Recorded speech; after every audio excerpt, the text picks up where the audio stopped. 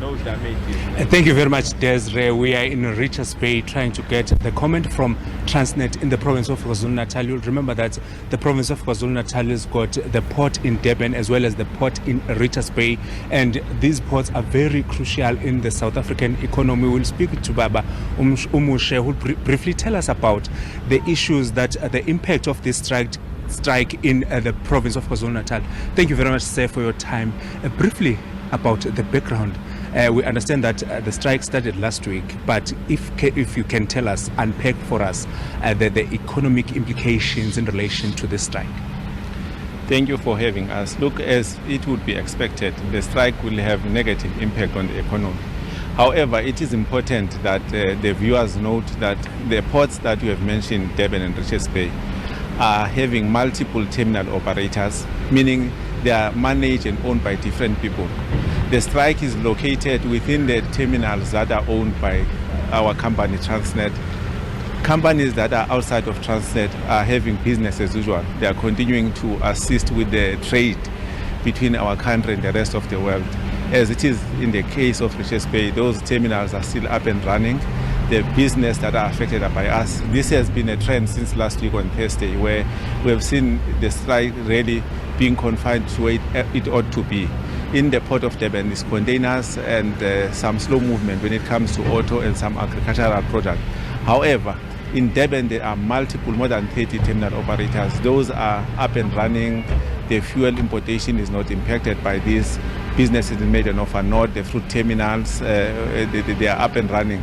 However, areas of interdependence are the areas where we're focusing on. But what is better that we're doing under the circumstances is to work with the industry players and identify how do we deal with the situation it has unfolded. And we have really identified key areas of interventions where we put some mitigating activities to ensure that the port remain open to shipping.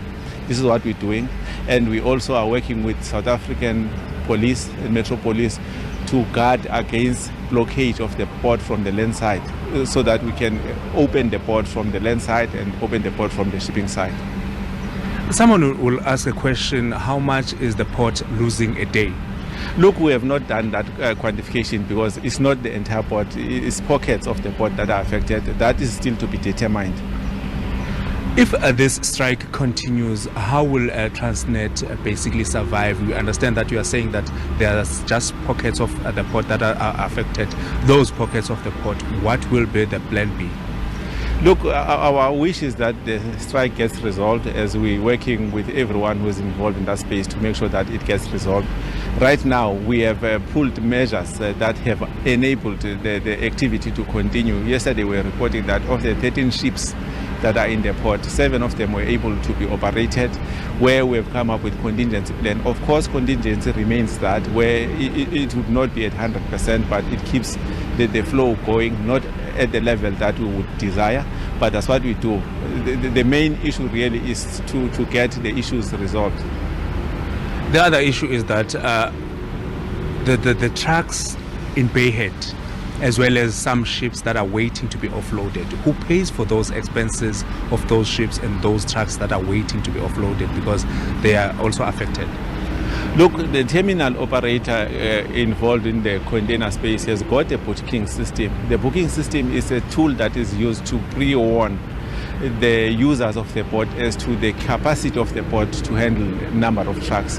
When they realize that they do not have capacity, they will indicate through not opening up the slot system, which then assist the people not to leave their facilities to come to the port, because they will know that they have not secured the booking. This is how we are mitigating this, so that there's no wasted trip to go into the space. However, we are mindful that the cargo that has not been shipped is a cargo too much, and we really are hoping that gets resolved. So we're not at a space of saying who's paying for what, but we're using the information at hand to pre-plan and mitigate against the impact that this could have. On the shipping side, like I'm saying, yesterday, across all the ports, we had 14 ships that were sailed. We had 9 that were brought in. We've got 5 that were shifted. So the ships that have to come in or leave the countries in terminals that are functioning, those are not impacted. In a percentage form, how much percent would you say that is affected at the Transnet? Percentage in terms of? In terms of the production and the attendance, how big or how small is that? Look, it's difficult for now because Transnet has got multiple divisions.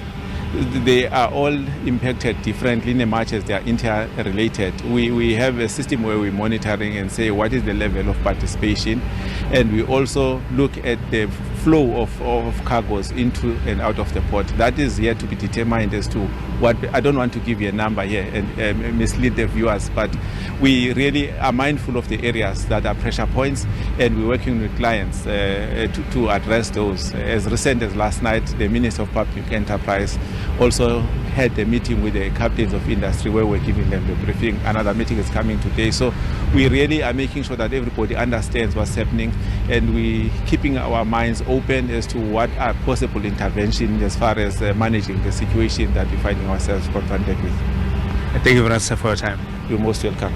There was the director of the ports here in KwaZulu-Natal, Ubaba Mushe Mhlali, briefing us in relation to the effect of this strike in the Transnet sector here in Durban and as well as here in Richards Bay. But I'll just, Desiree, will try and keep you guys posted in relation to what is happening, because we're going to be speaking to unions later who will be telling us about their issues, because they are also here outside. When you are coming to the port of Richards Bay, you'd find that there are police officers in all the entry points of the port, as well as they also directing traffic to where people must go, because on the other side the protesters or the strikers are blocking the ways near the John Ross.